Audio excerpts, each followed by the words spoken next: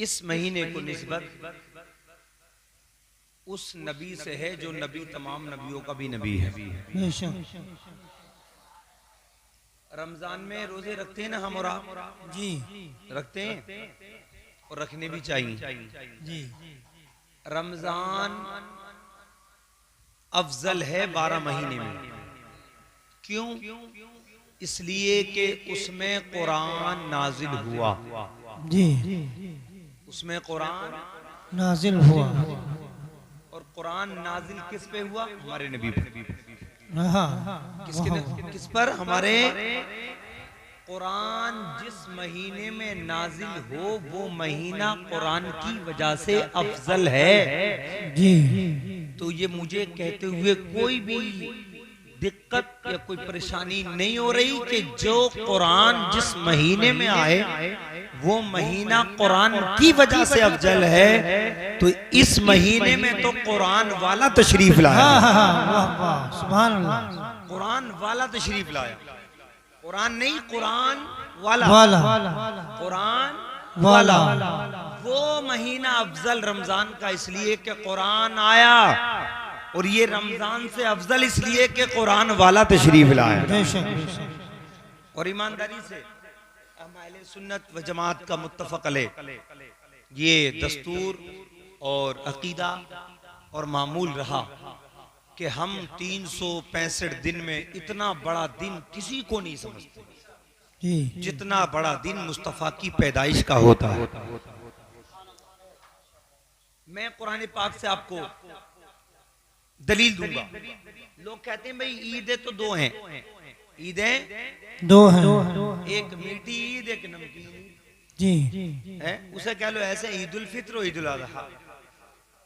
ईद उल फित्र यानी मीठी ईद, और ईद उल अज़हा नमकीन यानी बकरा ईद, है ना? वो कह रहे हैं दो ईदें हैं, तीसरी ईद कहां से आ गई? जी। मैंने कहा जहां से जिसके पास अक्ल आ गई उसके पास तीसरी ईद आ गई, और जिसके पास अक्ल नहीं आई उसके पास तीसरी ईद नहीं आई। नहीं आई। क्यों? इसलिए कि बकरीद मिली तो सदका मेरे मुस्तफा का, ईद उल फित्र मिली तो सदका मेरे मुस्तफा का।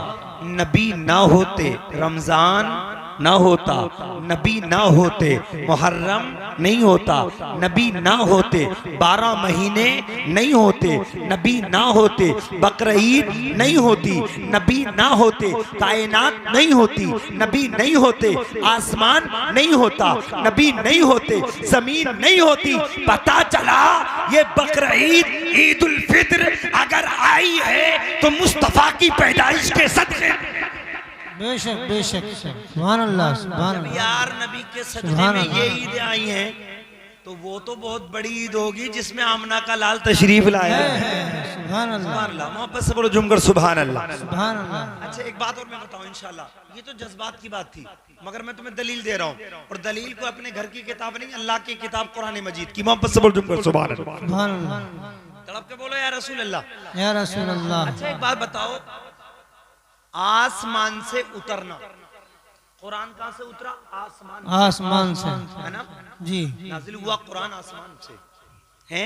बारिश कहां से होती है? आसमान से। सूरज कहां से निकलता है? आसमान से। तारे कहां चमकते हैं? आसमान। अब मैं तुम्हें आसमान का जिक्र सुनाता हूँ, पढ़ो 7वां पारा। क़ाल ईसा इब्न मरियम अल्लाहुम्मा रब्बना अंज़िल अलैना माइदतम मिनस समा। मोहब्बत से बोलो कर सुभान अल्लाह। सुभान अल्लाह। हजरत ईसा अलैहिस्सलाम ने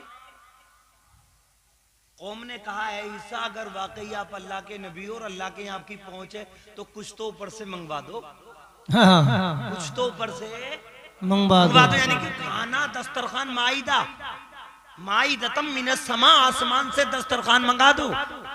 हजरत ईसा कहते हैं अल्लाहुम्मा रब्बना अंज़िल अलैना माइदतम मिनस समा, ऐ अल्लाह तू आसमान से दस्तरखान नाजिल कर दे।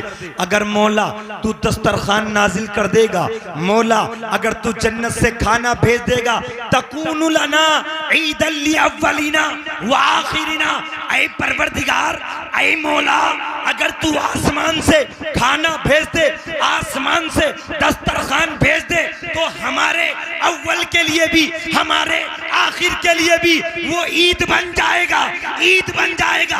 अब मुझे बताओ, एक अल्लाह का नबी ईसा रब की बारगाह में कह दे, ऐ अल्लाह आसमान से तू दस्तरखान भेज दे तो हम ईद मनाएंगे। अरे ये मेरे नबी का मुबारक महीना है, इस महीने में अल्लाह ने दस्तरखान नहीं बल्कि जन्नत का मालिक पैदा फरमाया। सुभान अल्लाह, सुभान अल्लाह, सुभान। महीने में अल्लाह ने जन्नत का मालिक भेजा है। जब जन्नत का दस्तरखान आए, कुरान कहता है कि वो ईद का दिन होगा। वो ईद का, बोलो ईद का। और ईसा ने ये नहीं कहा हमारे लिए, बल्कि कहा ईद अव्वलीना व आखिरीना, हमारे अव्वल के लिए भी हमारे आखिर के लिए। अगर मौला तू आसमान से दस्तरखान भेज दे, खाना भेज दे जन्नत से, तो वो दिन हमारे लिए ईद होगा। क्या होगा? अरे बोलो क्या होगा? तो अब कितनी ईद हो गई ना? 3 ईद है। पता चला आसमान से दस्तरखान आ जाए तो ईद का दिन बन जाता है, और आसमान से आमना का लाल तशरीफ ले आए तो फिर वो ईद का दिन क्यों नहीं बन सकता है। इसीलिए शायर ने कहा था कि निसार तेरी चहल पहल पर हजारों ईदें रबीउल अव्वल, सिवाय इब्लीस के जहां में सभी तो खुशियां मना रहे हैं, सिवाय इब्लीस के जहां में सभी तो खुशियां मना रहे हैं। एक अल्लाह के नबी ईसा अलैहिस्सलाम दुआ कर रहे हैं अल्लाह की बारगाह में, अल्लाह आसमान से दस्तरखान, बोलो दस्तरखान नाजिल फरमा दे जी। ईसा कह रहे हैं ईद अव्वलीना व आखिरीना, हमारे अव्वल हमारे आखिर के लिए वो ईद बन जाएगा जी। अब ये बताओ दस्तरखान ज्यादा माने रखता है या जन्नत ज्यादा माने रखती है? जन्नत ज्यादा माने रखती है। जन्नत पे जिसकी हुकूमत चले वो ज्यादा माने रखता है। सुभान अल्लाह। तो जन्नत पे हुकूमत आमना के लाल की है, सुभान अल्लाह, हमारे नबी की है। जब जन्नत से दस्तरखान आए ईसा की उम्मत के लिए ईद का दिन बन जाएगा, और जब जन्नत का मालिक तशरीफ लाए तो हम सुन्नियों के लिए ईद का दिन बन जाएगा। बेशक बेशक हक है। नारे तकबीर, नारे रिसालत, सरकार की आमद। मोहब्बत से बोल दूंगा सुभान अल्लाह। तो के बोलो या रसूल अल्लाह। अच्छा एक बात बताइए, आने वाला जो 12 तारीख का दिन है, उस दिन हमें खुशी मनाना चाहिए कि नहीं? जी बोलो जी, खुशी मनाना चाहिए। और इस दौर में तो जरूरी है कि जरूर मनाना चाहिए जी, बेशक। मैं सुन रहा था अभी अलहाज हाफिज राशिद साहब बयान कर रहे थे, मैं घर पे सुन रहा था कि अभी वक्त की गवर्नमेंट ने कानून लागू किया कि हर छत पे तिरंगा जी, हर छत पे तिरंगा। और यार इन लोगों की अक्ल कितनी खराब हो गई, कितनी घटिया सोच हो गई इनकी। योगी मोदी जी का डर तो इतना कि घर घर तिरंगा जी, और अल्लाह उसके रसूल का डर कुछ नहीं है। आज तक मुझे बताओ, ईमानदारी से फैसला करके बताना, पूरी दुनिया में जितने झंडे लगते हैं आज तक किसी ने मुल्क के झंडे को शिरको बिदत का फतवा लगाया? नहीं बोलो नहीं लगाया। भाई तेरी सोच कहाँ चली गई? तू साइकिल का लगा ले, हाथी का लगा ले, पंजे का लगा ले, कमल के फूल का लगा ले, तिरंगा लगा ले, तो तुझे मसला याद नहीं आता शिर्क बिदअत का। और अगर सुन्नी ने लगा लिया जश्न ईद मिलादुन नबी, बोले बिदअत है जी, बिदअत। अब इनसे पूछो कि बिदअत किसे कहते हैं, तो बता जवाब के देते हैं बिदअत वो चीज होती है जो नबी के जमाने में ना हो बाद में हो जी। क्या कहते हैं? नबी के जमाने में ना हो बाद में वो बिदअत है।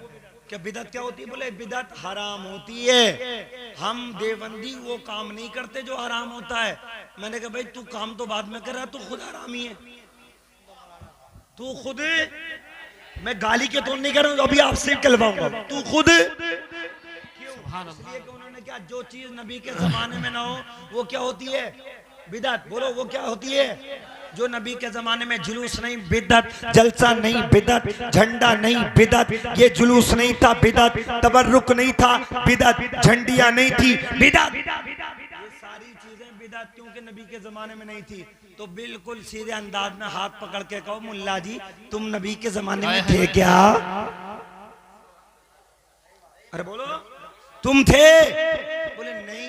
तुम्हारे अब्बा थे? नहीं। तुम्हारे दादा थे? नहीं। परदादा थे? नहीं। अकड़दादा थे? नहीं। 200, 500, 1400 साल तक हमारे खानदान का कोई बच्चा नबी के जमाने में नहीं। तो तुम्हारा तो पूरा खानदान ही हरामी हो गया। अरे समझो, तुम्हारा पूरा खानदान हरामी हो गया। लेकिन सुनो, बिदअत वो नहीं होती जो नबी के जमाने में ना हो। बिदअत की दो किस्में हैं, एक बिदअत अच्छी होती है, एक बिदअत बुरी होती है। जो बिदअत कुरान और हदीस के खिलाफ हो वो बिदअत खराब होती है, और जो बिदअत कुरान और शरीयत के मुताबिक हो उस बिदअत में सवाब मिला करता। सुभान अल्लाह। नारे तकबीर, नारे रिसालत, दारुल उलूम फैजान मदीना, सरकार की आमद, सरकार की आमद, मक्की की आमद, मदनी की आमद। अच्छा, मुझे तो ये कहते हुए बड़ी शर्म आती है।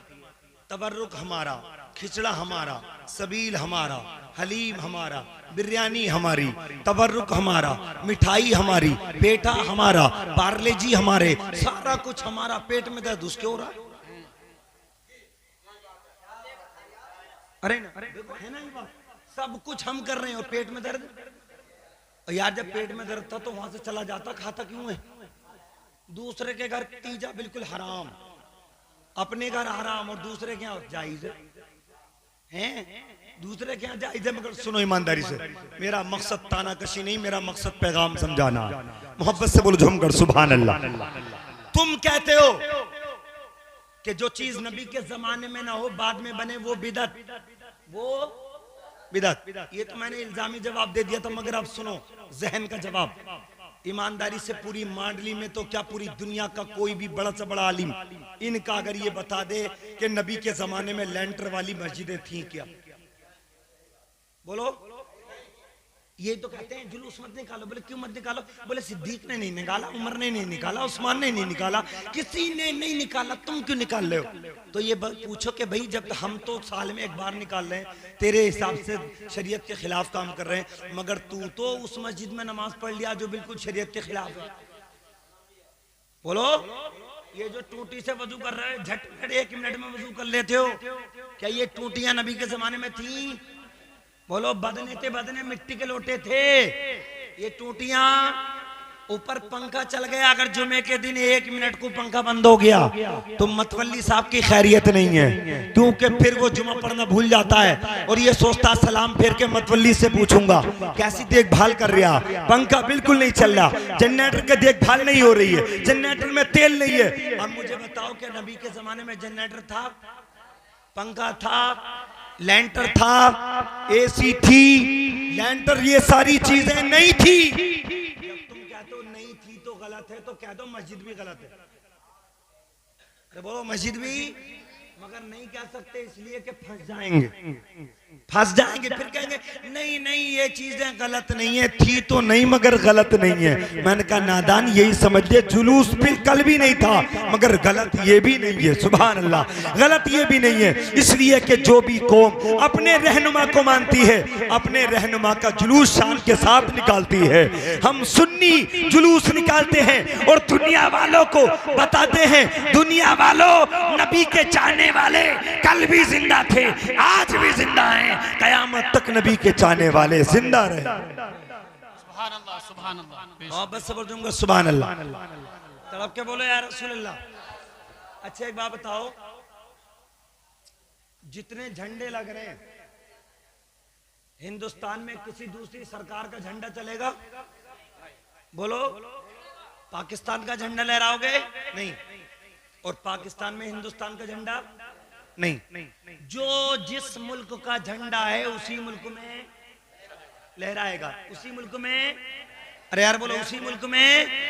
हिंदुस्तान का झंडा दूसरे मुल्क में लहरा नहीं सकते और हिंदुस्तान में किसी दूसरे मुल्क का झंडा नहीं रह सकते। मुझे बड़ा अफसोस होता है, पूरी दुनिया के झंडे अलग अलग हैं इसलिए कि हुकूमतें अलग अलग हैं, मगर जब हम जुलूस मोहम्मदी की तैयारी करते हैं, रबीउल अव्वल में जब नजर दौड़ाते हैं, पाकिस्तान जाते हैं तो हरे हरे झंडे नजर आते हैं, अमेरिका में जाते हैं हरे हरे झंडे नजर आते हैं, अरब में जाते हैं हरे हरे झंडे नजर आते हैं, दुबई में जाते हैं हरे हरे झंडे नजर आते हैं, हिंदुस्तान में जाते हैं हरे हरे झंडे नजर आते हैं। पता चला ये दुनिया की हुकूमतें छोटे छोटे मुल्कों में है, मगर मुस्तफा की हुकूमत पूरी जमीन पर है, पूरी दुनिया में आमना के लाल की हुकूमत है। इसलिए मेरे नबी की पैदाइश की खुशी पूरी दुनिया में मनाई जा रही है और मनाई जाती रहेगी। मुस्तफा के चाहने वाले कल भी जिंदा थे, आज भी जिंदा हैं और इंशाअल्लाह क़यामत तक जिंदा रहेंगे। मोहब्बत से हाथ उठा के बोलो जुमगर सुभान अल्लाह, तड़प के बोलो या रसूल अल्लाह, एक बार और जोर से बोलो या रसूल अल्लाह। अभी मैं सुभान अल्लाह। ये चाय पी रहे हैं, आपने पी ली, आप में इधर मत हो। ये महीना किसका है? रबीउल अव्वल का। और ईमानदारी से इन्होंने इतनी डंडी मारी है, इन लोगों ने इतनी डंडी मारी है, इसमें भी इतनी डंडी मारी है कि ये महीने का नाम था रबीउल अव्वल 12वीं शरीफ। इन कमबख्तों ने नाम रख दिया 12 वफात। 12 वफात मशहूर कर दिया, वफात ये इन्हीं का नाम दिया हुआ। कोई भी सुन्नी इस महीने को 12 वफात का ना बोला करे, इस महीने को बोला करो रबीउल अव्वल शरीफ, रबीउल अव्वल। अरे बोलो रबीउल अव्वल। अब इनसे कहते हैं ना कि यार तुम भी खुशी मना लो, बोले नहीं मौत भी तो उसी दिन है, वफात भी तो उसी दिन है। तो हम सुन्नी कहते हुए नादान, पहले पैदाइश होती है मौत बाद में होती है, पहले पैदाइश होती है मौत और फिर मरा तो तेरा नबी होगा, हमारा नबी मरा। अरे बोलो हमारा नबी मरा नहीं है, आमना के लाल मरे नहीं है। नबी जैसे कल जिंदा थे वैसे आज भी जिंदा हैं और कयामत तक मुस्तफा जिंदा रहेंगे इंशाअल्लाह, बेशक हमेशा जिंदा रहेंगे। आला हज़रत फरमाते हैं तू जिंदा है वल्ला, तू जिंदा है वल्ला, मेरी जिस्म आलम से छुप जाने वाले जो मुर्दा कहे नबी को वो मुर्दा है वल्ला, वो मुर्दा है वल्ला, तू जिंदा है वल्ला, तू जिंदा है वल्ला, बेशक जिंदा है। अच्छा ये बात आ रही है 12 तारीख को हम जुलूस निकालें। मैं सुन्नी भाइयों से गुजारिश करूंगा कि 12 तारीख को जुलूस के साथ साथ तबर्रुक का भी एहतमाम करें। किस चीज का? तबर्रुक का भी। और तबर्रुक कायदे के दरमियान होना चाहिए, ये बखेरने का सिस्टम नहीं होना चाहिए, अदब के साथ होना चाहिए, मोहब्बत के साथ होना चाहिए। मैं आपको एक तारीख सुनाता हूँ, मोहब्बत से बोलो झूमकर सुभान अल्लाह। एक बहुत बड़ा नाम जो जंगों का हीरो रहा है, जिसको सुल्तान सलाहुद्दीन अय्यूबी के नाम से जाना जाता है। जी जी। सुल्तान सलाहुद्दीन अय्यूबी का सगा बहनोई, कौन? सगा बहनोई, जिसका नाम शाह अबू सईद अल मुजफ्फर नाम था। जी। शाह अबू सईद अल मुजफ्फर। जानते हो इस महीने में नबी की मिलाद में कितना खर्च करता था वो? मांडी वालों तुम या हम क्या कर लेंगे, एक देग बना के फूले नहीं समाते हो हम और आप, हम सीना तान के चलते। अगर 5 देगा बना ली तो खैरियत नहीं है, पूरे मोहल्ले में शोरा होगा, फला साहब ने इतना इंतजाम किया। मगर तारीख के हवाले से सुनो, शाह अबू सईद अल मुजफ्फर सुल्तान सलाहुद्दीन का बहनोई जब रबीउल अव्वल का चांद नजर आता था तो नबी की मिलाद करता था। और कितना खर्च करता था? 5000 बकरे नबी की मोहब्बत में कुर्बान करता था। कितने? अरे बोलो कितने? 5000 बकरे। 5000 बकरे माने रखते हैं। और फिर 5000 बकरों पे नहीं, 1 लाख जी, 1 लाख बर्तन होते थे जिनमें मिठाइयां रखी जाती थी। सुभान अल्लाह। और 30,000 थाल होते थे, थाल बड़े बड़े। अब सोचो, अंदाजा लगाओ यार, जो एक नबी का चाहने वाला 5000 बकरे ज़िबा करे, 5000 बकरे नबी की मिलाद पे ज़िबा करे, 1 लाख बर्तन तबर्रुक बांटे, बर्तनों में भर के 30,000 तालों में रख के वो तबर्रुक बांटे। तो क्या मतलब, उसका क्या जहन था? उसका जहन ये था, दुनिया वालों जो भी कुछ दौलत मिली है ये मुस्तफा के सदक़े में मिली है, पहले नबी के नाम पे कुर्बान होनी चाहिए, बाद में अपने काम में आनी चाहिए। बेशक बेशक। हम और आप क्या खर्च कर लेंगे? अल्लाह अकबर। हम सबको सोचना चाहिए, हम सबको इरादा करना चाहिए, नबी की पैदाइश पे हम ज्यादा से ज्यादा खर्च करें, नबी की पैदाइश पे खुशी के साथ एहतमाम करें, नबी की पैदाइश पे तबर्रुक बांटें, नबी की पैदाइश पे जुलूस में शरीक रहें। कहाँ जी? अरे बोलो, जुलूस में शरीक रहें। जुलूस में शरीक रहें। ये हमारे मुसलमान भाइयों की बड़ी कमी है, 10-5 लोग जुलूस में रहते हैं और समझने कि शायद यही जुलूस है। इसलिए प्यारे, जुलूस सबका है, इसलिए कि नबी सबका है, हमारे नबी हैं। अगर हम 365 दिन एक दिन नबी के नाम नहीं कर सकते तो हमारी गुलामी पे धब्बा आ जाएगा, हम उम्मती होने के लायक नहीं रहेंगे। इसलिए कि हम 365 दिन में 364 दिन अपने कारोबार के लिए खर्च करें और एक दिन मुस्तफ़ा की शान के लिए खर्च करें, एक दिन मुस्तफा की शान के लिए खर्च करें। मैं आपके सामने यही रिक्वेस्ट करूंगा, गुजारिश करूंगा, इल्तिमास करूंगा, आने वाली 12 तारीख को आप बिल्कुल तमाम काम काज छोड़कर आप एक दिन के लिए, और वो भी पूरे दिन के लिए नहीं, सिर्फ 3-4 घंटे के लिए, नमाज ज़ुहर तक के लिए आप बिल्कुल कांधे से कांधा मिलाकर नबी की मोहब्बत के जुलूस में शरीक रहकर ये साबित कर दो कि दुनिया वालों देख लो, मांडले भी नबी के चाहने वाले जिंदा हैं। सुभान अल्लाह। मांडली में भी नबी के चाहने वाले जिंदा हैं। हम नबी की मोहब्बत में जीते हैं, हम नबी की मोहब्बत में मरेंगे, हम जब तक जिंदा रहेंगे नबी की मोहब्बत में रहेंगे और दुनिया से जाएंगे तो भी नबी की मोहब्बत में जाएंगे। अब बस सब जुम कर सुभान अल्लाह, तड़प के बोलो या रसूल अल्लाह। हमारे नबी, अभी मुझसे पहले कारी रईस हसन साहब ने, और मेरी माँ और बहनें बैठी हैं, इनके लिए कल को प्रोग्राम का इंतजाम रखा है जनाब हाजी नज़ारुल हसन साहब के यहाँ। नमाज जुमा के बाद इंशाअल्लाह लेडीज प्रोग्राम होगा, खवातीन का प्रोग्राम होगा, औरतों का प्रोग्राम होगा। इन तमाम बहनों से, माओ से गुजारिश करूंगा कि जुमे की नमाज के बाद वहाँ जाके शरीक रहें प्रोग्राम में और अपनी इन छोटी छोटी बच्चियों से अपने नबी की नातें, अपने नबी की बातें समात करें। सुभान अल्लाह। ये छोटे छोटे बच्चे, ये छोटी छोटी बच्चियां ये साबित करेंगी कि नबी का मकाम कितना बुलंद है। सुभान अल्लाह। नबी की शान कितनी बुलंद है। कारी रईस हसन साहब ने कहा, नबी जब तशरीफ नहीं लाए थे तो एक बाप अपने हाथ से अपनी बेटी को जिंदा दरगोर करता था। जरा सोचो तो सही, आपकी बेटी के हाथ पे चोट लग जाए, आपके बच्चे के हाथ पे चोट लग जाए, माँ का कलेजा मुंह को आ जाता है, बाप का दिल लरजने लगता है, माँ की ममता कांपने लगती है। मगर वो जालिम, वो कुत्ते कितने जालिम होंगे जो अपने बाप अपने हाथों से अपनी बेटी को जिंदा दरगोर कर दिया करता होगा, अपने हाथों से अपनी बेटी को जमीन में दफन कर दिया होगा। अल्लाह अकबर। मैंने तारीखों में पढ़ा है, एक बाप अपनी बच्ची को लेकर चला था जमीन में दफन करने के लिए, जिंदा दबाने के लिए अपनी बच्ची को लेकर चला था। माँ ने बड़ा कहा था, ए मेरे शोहर, इस बच्ची को कहां लेके जा रहा है, इस बच्ची को कहां लेके जा रहा है। वो जालिम बाप जिसकी आंखों से नजर नहीं आ रहा था, हकीकत देख नहीं पा रही थी, उसने कहा मैं इस बच्ची को लेके जा रहा हूँ, इसका काम तमाम करने जा रहा हूँ। माँ की ममता ने जोश मारा, माँ अपने शोहर के कदमों पे गिर गई और कहने लगी, ऐ शोहर, मैं तेरा घर छोड़ दूंगी, तुझसे खर्चा नहीं लूंगी, तुझसे पैसा नहीं लूंगी, तेरे घर नहीं रहूंगी, मेरी बच्ची की जिंदगी माफ कर दे। अरे जालिम, ऐसा भी कोई बाप होता है जो अपनी बेटी को अपने हाथों से जिंदा तोड़ करे, जिंदा तोड़ करे। उस जालिम ने अपनी बीवी की किसी बात को ना सुन के अपनी बीवी के लात मारी और लात मार के रास्ता नापते हुए आगे की तरफ को बढ़। अल्लाह अकबर।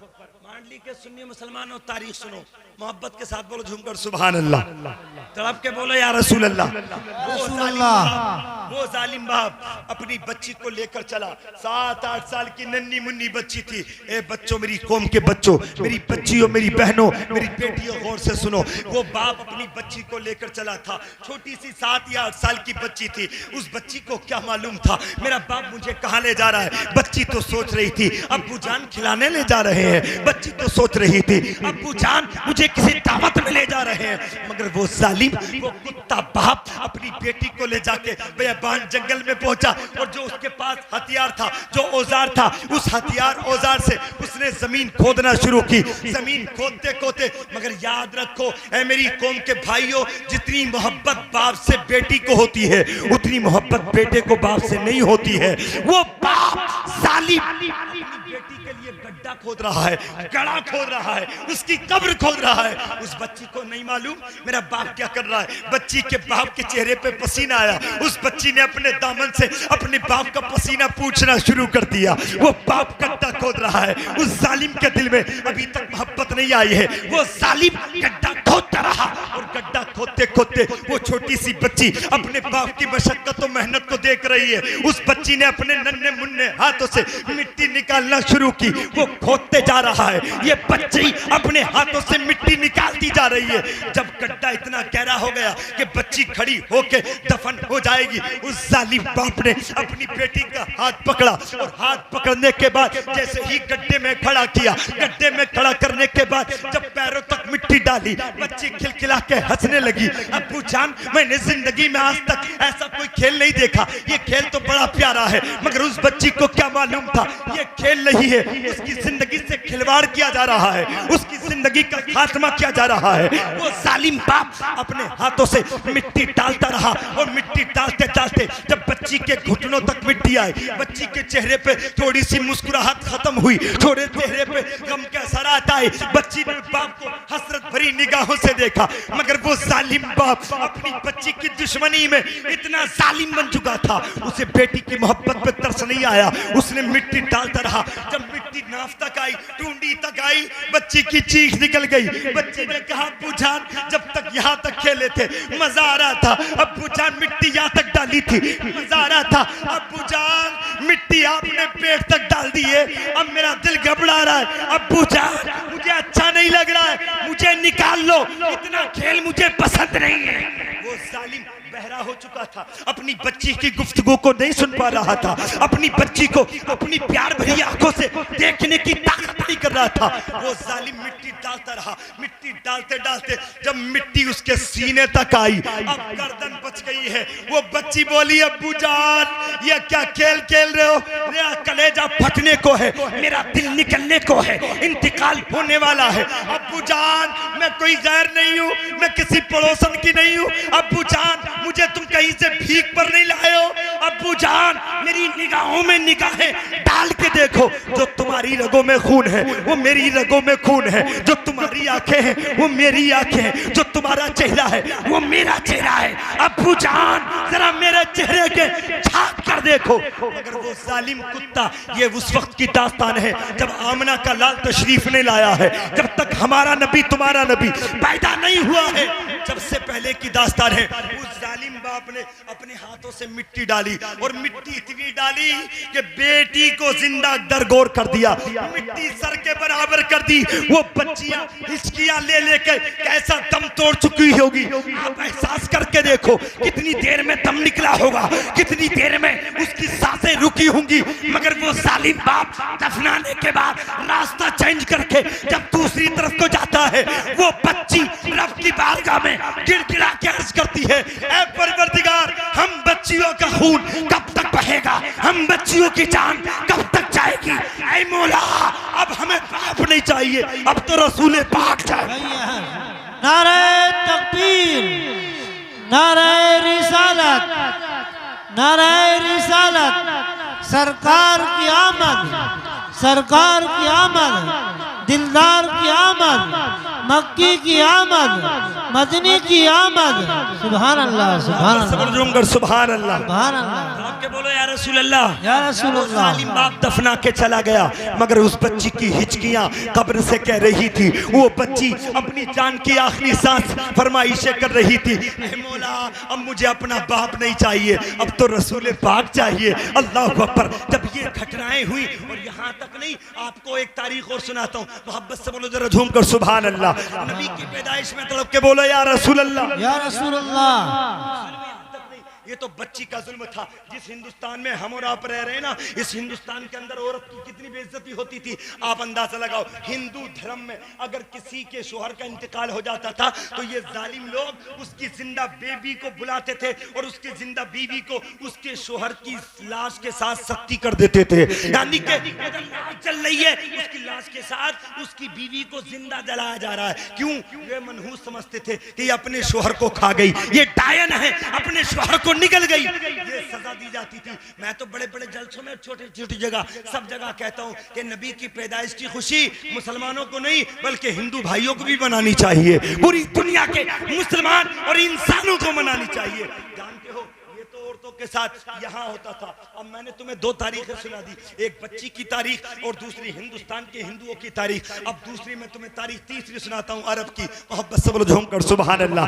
वो अरब कि जिस जगह पूरी दुनिया में आज इज्जत की जगह है वो अरब। अरब के अंदर जब मेरा नबी तशरीफ नहीं लाया था तो जानते हो अगर अरब में किसी का शोहर इंतकाल हो जाता था तो उसकी बेवा औरत को बुलाते थे, जालिम पकड़ के धक्के मार मार के घर से निकालते थे और उस बेवा को बयाबान जंगल में, सुनसान जंगल में एक झोपड़ी बना के उस बेवा को झोपड़ी में रखते थे। कोई पूरे 1 साल तक उससे पूछने नहीं जाता था। इतना पानी दिया जाता था जो 365 दिन में पानी पी सके, इतना एक जोड़ी कपड़ा दिया जाता था। अब जरा सोचो मांडली के सुन्नी मुसलमानों, अगर हमें 365 दिन में एक बार इतना पानी दिया जाए तो मौसम तो 3 तरीके के आते हैं, बरसात भी आती है, गर्मी भी आती है, जाड़ा भी आता है।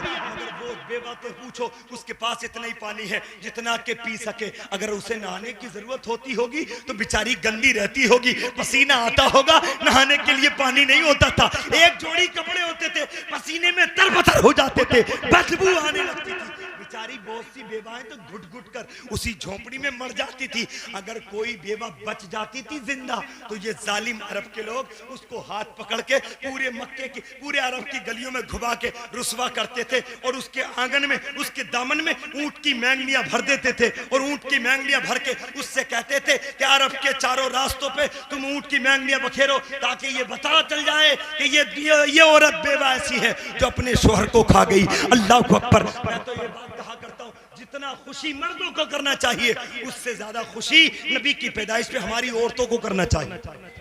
सोचो बच्चियों की इज्जत नहीं, हिंदुस्तान में हिंदू बहनों की इज्जत नहीं, अरब के अंदर बेवाओं की इज्जत नहीं।